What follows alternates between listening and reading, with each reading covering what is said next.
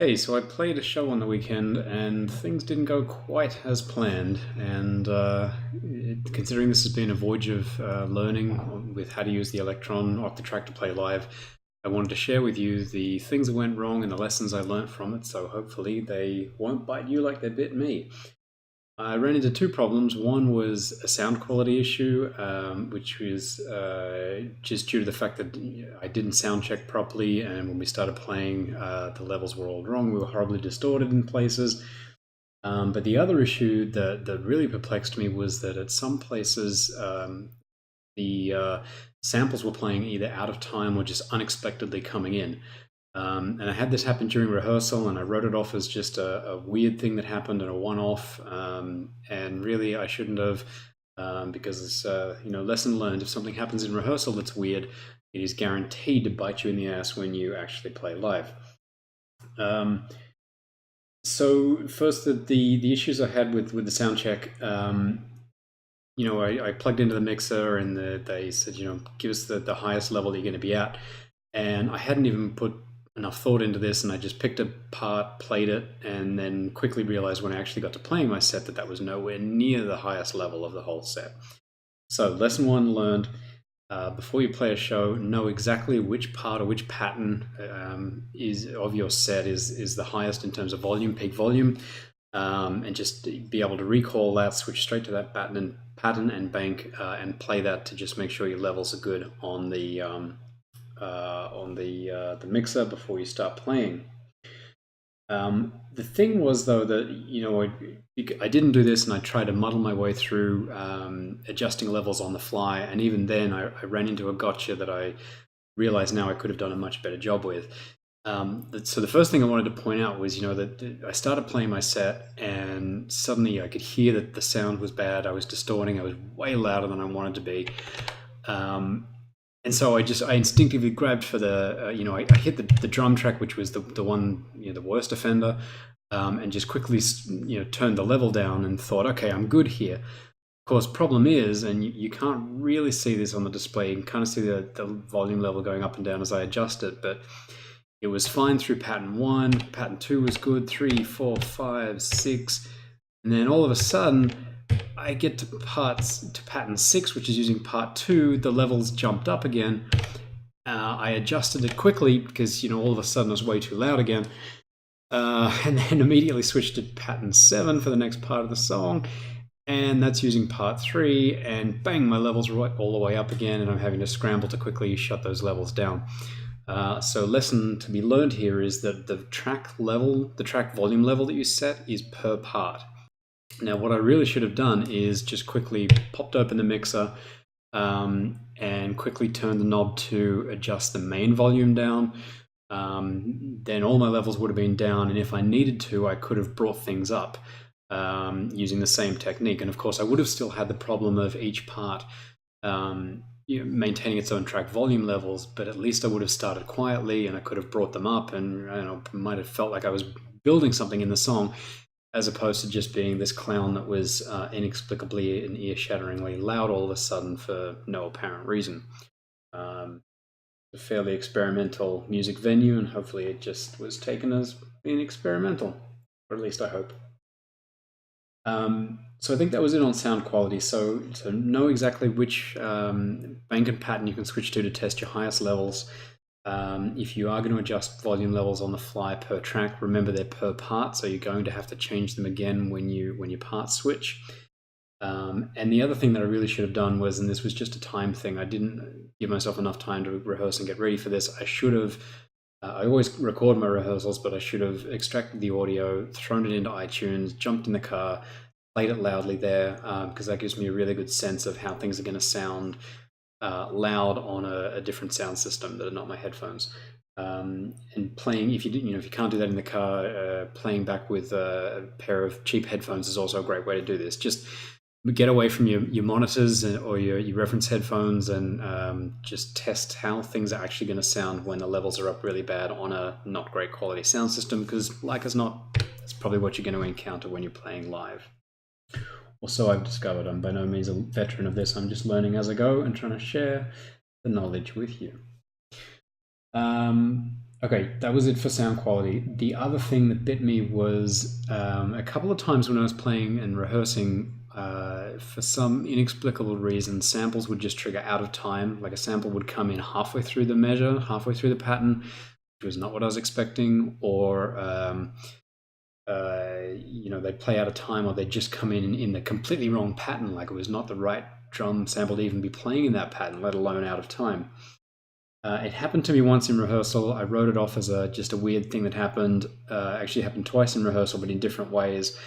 And it happened to me on the last rehearsal, and that really should have been a huge red flag to me. I should have stopped at that point and decided, nope, something is very wrong with this set, and diagnosed it, but I didn't. I plowed on, and it all went wrong, big time. So two things happened here, and the first thing we're going to do is we're going to switch to a video recording. Now I record all my rehearsal sessions that I do, just for this reason, and also for the fact of if something good happens during the rehearsal, like a nice happy accident, I can go back and look at this video and work out what happened so I can reproduce it when I'm playing live. And likewise, if things don't go well, it's easy to review the video and know exactly what I did wrong, what I need to change. So just a helpful tip, always videotape your rehearsals if you can. Now, the thing that went wrong, in this case, this is exactly what happened to me playing live. I was midway through this pattern, and all of a sudden a drum sample started playing midway through the pattern that just should not have been there, and just freaked me the hell out. And I went back and watched what happened, and I apologize, you can't see we won't get the audio here, but you can follow along to what happened in terms of the things that happen here on the video. I'm just going to play this for you. We'll rewind it just a little bit, but things start all fine. It's playing along through this, and then all of a sudden this huge epic drums start playing, which was not expected at all. And then if we take it back a little bit further, and maybe it's easy to step through this. I think it's on this run through here. So if you watch the step indicator step through, I was like, what the hell happened? And then sure enough, as we get through here, it's steps, steps, steps, steps, and maybe it's on the next measure. But either way, what I was seeing was replaying back on the videos allowed me to see that all of a sudden track triggered that I was not expecting at all. At first, I'd kind of wondered if I was just running into like a limitation of the compact flash, because I use static machines for each track. And I thought maybe I've hit sort of the limit of what the CF can actually handle in terms of sample playback, which was part of the reason why I was happy to write it off as just a weird thing that happened. Yeah, so there it is. There it is there. If you take this back just slightly, when I replay it, I can actually see I think it's 12 there, suddenly flashes red. So that gives me the indicator that, yeah, there it was. That told me that this was not an error in the Octatrack. This was not some weird compact flash limit or bug or thing I was running into. There must have been a trigger in there that I was not expecting. And sure enough, I went, as soon as I got home from the show, I reconnected my live rig in its little isolated setup, played the whole set back, and the same damn problem happened to me. And you know what? It was exactly what I thought it was. There it was. That step 10 lit up in red there should not have been there at all.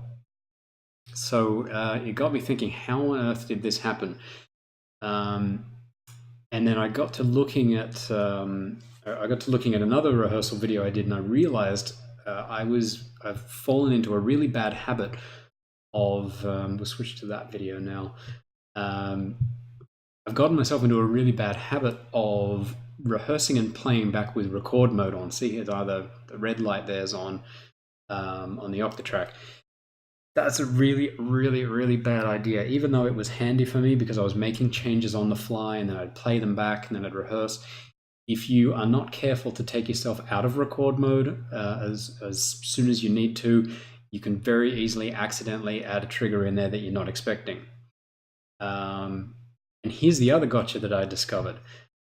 I was operating under the assumption that I could do my whole rehearsal here on the Octatrack, and even if I changed something during rehearsal, or even if I messed something up, it would be okay, because what I was doing was I was just turning off the Octatrack after the rehearsal, turning it back on. It was loading from CO Flash, the compact flash card, and so I thought it was loading that project fresh each time. Turns out I'm wrong. Check this out. If I go into record mode, add a trigger, turn this thing off, turn it back on, notice we didn't save the project. When it focuses, so now it's loaded the files, and if we go to record mode, oh, look at that, our trigger's there. So the Octatrack saves changes on the fly. It doesn't rely on you doing a save project to actually write it out to compact flash. That was a huge eye-opener for me, because I was really operating under the assumption of I could mess around with things, and then if I turned it off or turned it back on and it was loading from the flash, it would load that sort of known point I was at. But it doesn't. But here's what you can do. If you want that sort of functionality, and so you make a change or whatever, and you want to basically get back to where to a known good point, you can actually go into project and say reload, and that's what will reload off the flash. So the good thing to know here is it saves as it goes. You don't have to actually save project for these things to be saved. I think saving to project is kind of like drawing a line in the sand. It's like the ultimate undo. And then you can reload from that project to undo it. But it definitely does save as it goes. But that was interesting. The other gotcha that I ran into here was just a workflow thing in the way that I was changing patterns. We watched this video here, sort of, and ignore me bumping around like an idiot. I hit pattern and I changed the pattern, but whoa, it's super subtle. I actually changed the pattern like a millisecond too late. And what it ends up doing is it actually goes and inserts a trig that then goes and fires midway through that pattern, which I'm not expecting at all. So watch again. Here I go and hit the pattern button. Patterns, it lights up and shows me I'm on pattern 9, I think it is there. I go to select pattern 10, but right before my thumb goes down, the pattern lights go off because it's timed out, and I actually end up turning a trigger on there because, see further point, I was in record mode when I shouldn't be. But even if I wasn't in record mode, this would have still triggered that track that I was on, so I still probably would have been in a fair bit of audio trouble at this point. The lesson here is, don't get in the habit of tapping pattern and then pressing the pattern button. Hold down pattern so you stay active in this mode where all the steps are lit up, so that you can determine which pattern you're in and which one you're moving to, like that, and then select the pattern button while you're still holding down pattern. And the same goes for bank. If you're changing banks, hold down bank, press the bank number, press the pattern number while still holding down the bank key, so you don't potentially run into this timeout and end up accidentally firing off a track that you did not intend to do. So yeah, it was still a super fun night. I'm absolutely loving using the Octatrack as the center of my live rig, and also the sort of central thing to play around with when I'm at home. But these were a couple of really eye-opening things that I thought I'd let you all know about, in the hope that it both informs your own workflows and habits that you get into, and you don't run into these issues when you're playing live. Have fun.